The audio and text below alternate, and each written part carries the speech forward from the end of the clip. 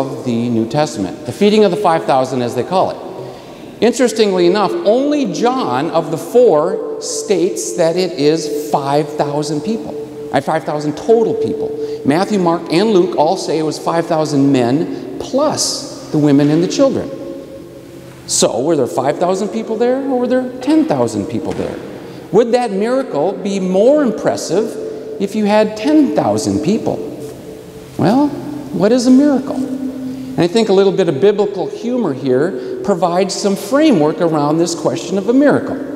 Most of us realize that the very first miracle within the New Testament is the wedding at Cana. At that wedding, Jesus' mother asked Jesus to turn the water into wine. And he did, and it was good. Some, however, say, no, that wasn't the first miracle. Some say that the first miracle was actually the fact that Jesus, a 30-year-old Jewish man, listened to his mother. At least you think this is a little bit flippant. I ask you this. How many of you today, if you left this place and went home and asked your child, regardless of age, if they would do something, take out the trash, mow the lawn, make the bed, and rather than the attitude or the lip that you might get from your child looks at you and says, sure, Mom, Dad, I would love to. Thanks for asking. Miracle. Now, I don't think any of us believes that an iPhone is a miracle. And yet, 86 years ago, how do you think the world would have reacted if the iWatch showed up? Because 86 years ago, it did. In print, Dick Tracy. Now, those of us of a certain age will remember that comic strip, and we were just blown away that that detective had an iWatch. We don't think so today, but back then, miracle? Even I don't think so. Because I think somehow or another, within a miracle setting, the divine must be involved. Somehow or another, God must show up. Well, when my mom was sick, she was in Rochester, and one of the many things that was going wrong with her is her bone marrow stopped producing white blood cells. And finally, at the end of her illness, the doctors, out of desperation, tried a white blood cell transfusion, one last shot. Now, I happen to be a donor, and so the night before the transfusion, I got injected with this stuff that made my white blood cells just multiply like crazy. And then the following day, they stuck a needle in one arm, blood went out of a tube into this machine. The machine separated the white blood cells from the red blood cells in the plasma. The red blood cells in the plasma went back into my other arm, and I was sitting there looking at the blood going out, transformation in the machine, blood coming in, circling around and around and around. All I could think about was Dr. Seuss and the Sneetches on the beaches. How did those machines do that? I don't know. Well, the white blood cells were brought up to my mom because they have a short shelf life, and, well, as the doctor said to me later, that was really just a drop in the bucket of what she needed, and it didn't work, and she died a few days later. So, no miracle. And yet, perhaps it was those transfusions that allowed Mom to live 12 more hours. Now, 12 hours in a lifetime is not very much, but on that day, it was everything. Because on that day, Mom, essentially unconscious, was able to be transported from Rochester back to St. Peter and put into her own home. Some cherished friends got to stop by and say goodbye one last time. And that afternoon, Nancy Altman, your very own, and she will certainly be missed, she came by, and as she was holding on to Mom's hand, a single tear rolled down Mom's cheek. In that moment, I knew that she knew that she was home. And a few hours later, she died. There's no doubt in my mind, in that moment, God showed up. Sometimes you just need a different lens. So what about the gospel lesson for today? What kind of lens should we be looking through for that lesson? There's no doubt, most of my life, I've viewed that story as almost a kind of a magic story in which when the disciples grabbed a chunk of bread, the bread somehow, divinely inspired, grew another chunk. I believed that most of my life until recently I came across a different possibility. Remember, there's 10,000 people there, and we've heard over and over this is a deserted place far from town.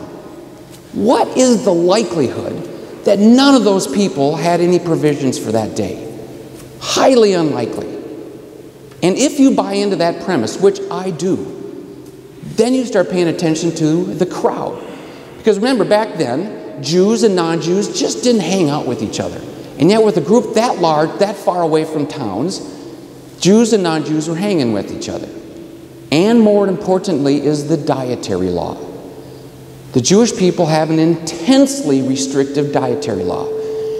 People would not share bread with the other. And yet perhaps that day, when people were starting to share the meal with themselves, they realized that other people did not have any bread, and they shared. Regardless of religion, regardless of social or class, bread was broken together. Perhaps that is the miracle. Well, regardless of how you come down on that particular story, I am still fundamentally convinced now that there is one single underlying miracle. And I began to understand that miracle in 1995 when I was diagnosed with my disease, retinitis pigmentosa. At that time of my diagnosis, the doctor said to me that within 10 years, you will be completely blind. And in that moment, my world stopped. Now, I have a high degree of confidence that with one notable exception, most of you have never been told you're going to be going blind. And yet, I have a high degree of confidence that most of you have had that moment in which your world stops. Perhaps a tornado hits your house. Perhaps you've just heard of a death of a loved one unexpectedly. Perhaps you've been told that you have, maybe you still do, have cancer. In that moment, your world stops. And yet, when that world starts spinning around again, you finally say one single question: why? Why me? Why now? Does God not love me anymore? Is God punishing me for something? See, those questions quickly devolve. And it's not healthy. And those questions consumed me, so much so that finally, after years of trying to figure out on my own, I went to seminary and graduated from the Iliff School of Theology. It is a Methodist seminary, and yes, the Methodists have strayed a little bit. But nonetheless, it was one of the best experiences of my life, and more importantly, I got my answer. Ironically, it was from a fellow student, an ELCA pastor, who was at Iliff getting her doctorate in ministry. We were having a conversation one day after class, and this was in 2004 when that massive tsunami hit the Indian Ocean. Massive destruction all around the coast. And she had asked me, do I think that God caused that earthquake which caused that tsunami? And I said, no, that's ridiculous. We live in an incredibly intertwined and complex world, and sometimes things just happen. And she agreed. She said, yeah, sometimes stuff just happens. So why then, if you don't think God caused that earthquake, why do you think God had anything to do with causing your disease? Couldn't it also be that sometimes stuff just happens? So simple, not very theological at all, and yet it has profoundly changed how I look at the world today. But she wasn't done. She said, that's not the important part. The important part is what happens next. All throughout the world, good stuff happens, bad stuff happens, sometimes really bad stuff happens. Look at that tsunami. It killed 160,000 people in one instant. It doesn't get much worse than that. And yet within hours, God, through the Spirit, showed up. Thousands and thousands of people and billions of dollars came into that region to try to make a bad thing better. It didn't matter whether you're Hindu or Muslim or Buddhist or atheist. It didn't matter. All are loved. All are part of creation. And it does not matter whether it's all across the world or just across the street. With your garden that feeds and shelves the St. Peter Food Pantry, your work with Lutheran Social Services, with Habitat, Camp Shatek, This community does amazing work. That is the stuff that really matters. Now, it's been 12 years since I was supposed to be completely blind. I'm pretty darn close.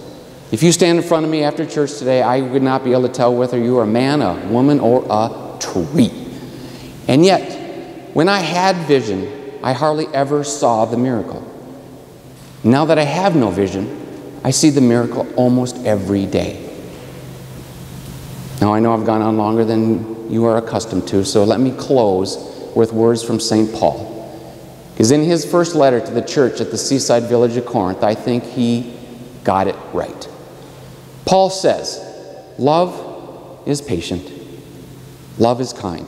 Love is not arrogant or boastful or envious or even rude. Love does not have an agenda. Love is not irritable or resentful. Love does not delight in wrongdoing. No, love cherishes the truth. You see, love will bear all. Love will believe all. Love endures all. Love hopes all. Love does not end. Now I know only in part, but in the end I know fully, even as